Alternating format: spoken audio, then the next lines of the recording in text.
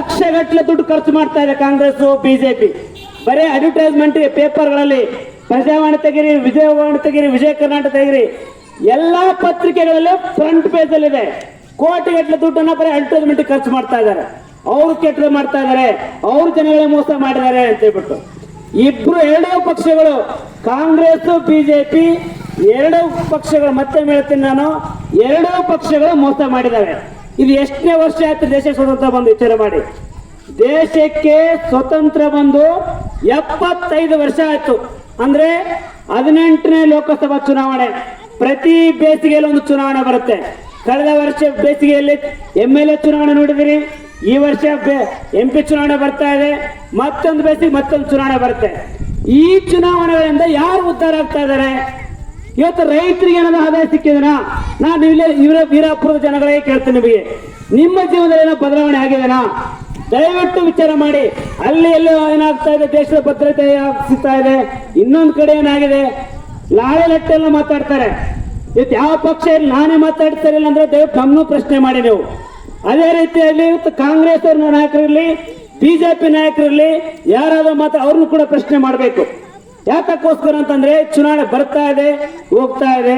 ಈ ಚುನಾವಣೆಯಲ್ಲಿ ಯಾವ ಪಕ್ಷ, ಕಾಂಗ್ರೆಸ್ ಗೆಲ್ಲಿ, ಬಿಜೆಪಿನೇ ಗೆಲ್ಲಿ, ಇಲ್ಲಿ ಉದ್ಧಾರ ಆಗ್ತಾ ಇರೋದು ಟಾಟಾ, ಬಿರ್ಲಾ, ಅಂಬಾನಿ, ಅದಾನಿ ಮಾತ್ರನೇ ಉದ್ಧಾರ ಆಗ್ತಾ ಇರೋದು. ನೀವು ವಿಚಾರ ಮಾಡಿ, 2014ರಲ್ಲಿ ಬಿಜೆಪಿ ಅಧಿಕಾರಕ್ಕೆ, ನರೇಂದ್ರ ಮೋದಿ ಸರ್ಕಾರ ಅಧಿಕಾರಕ್ಕೆ ಬಂತು. ಕೋಟಿ ಉದ್ಯೋಗ ಕೊಡ್ತೀವಿ, ವರ್ಷಕ್ಕೆ 2 ಕೋಟಿ ಉದ್ಯೋಗ ಕೊಡ್ತೀವಿ, 15 ಲಕ್ಷ ಅಕೌಂಟ್ ಹಾಕ್ತೀವಿ, ಎಲ್ಲಾ ಸ್ವಚ್ಛವಾಗಿ ಮಾಡ್ತೀವಿ. ಏನ್ ಮಾಡಿದ್ದಾರೆ ಇವತ್ತು 10 ವರ್ಷಗಳಲ್ಲಿ? ರೈತರ ಆದಾಯ ಡಬಲ್ ಮಾಡ್ತಂತ, ಡಬಲ್ ಆಗಿದೆನಾ? ಕಬ್ಬಿನ ರೇಟ್ ಎಷ್ಟಿತ್ತು 2014 ಮುಂಚೆ? ಇವತ್ತು ಕಬ್ಬಿನ ರೇಟ್ ಎಷ್ಟಾಗಿದೆ? ಡಬಲ್ ಆಗಿದೆನಾ? 4,000 ಆಯ್ತಾ? ಇಲ್ಲ. ನೀವು ಎಲ್ಲರಿಗೂ ಪ್ರಶ್ನೆ ಹಾಕೊಂಡು ಹೋಗಿ, ದಯವಿಟ್ಟು ರೈತ ಸಲ ಓಟ್ ಹಾಕ್ಬೇಕಾದ್ರೆ ವಿಚಾರ ಮಾಡಿ. ಬಿಜೆಪಿ ಏನ್ ಹೇಳ್ತಾ ಇದೆ, ಕಾಂಗ್ರೆಸ್ ಏನ್ ಹೇಳ್ತಾ ಇದೆ, ಎಲ್ಲರೂ ಕೂಡ ಬಣ್ಣ ಮಾತ್ರ ಆಡ್ತಾ ಇದ್ದಾರೆ. ರೈತರುಗಳಂತ ಬೆಳೆಗೆ ಬೆಲೆ ಕೊಡೋದಕ್ಕೆ ಅವ್ರ ಕಡೆ ಆಗ್ತಾ ಇಲ್ಲ. ರೈತರ ಸಮಸ್ಯೆಗಳನ್ನು ಚರ್ಚೆ ಮಾಡಲ್ಲ, ವಿದ್ಯಾರ್ಥಿಗಳ ಸಮಸ್ಯೆಗಳನ್ನು ಚರ್ಚೆ ಮಾಡಲ್ಲ, ಆರೋಗ್ಯ ಸಮಸ್ಯೆಗಳನ್ನು ಚರ್ಚೆ ಮಾಡಲ್ಲ. ದಯವಿಟ್ಟು ಈ ಒಂದು ಚುನಾವಣೆಯಲ್ಲಿ ಕೂಡ ಇವತ್ತು ಯಾವುದೇ ಪಕ್ಷ ಗೆದ್ದು ಬಂದ್ರು ಮತ್ತೆ ನಾವು ಯಾರು ಉದ್ಧಾರ ಆಗಲ್ಲ.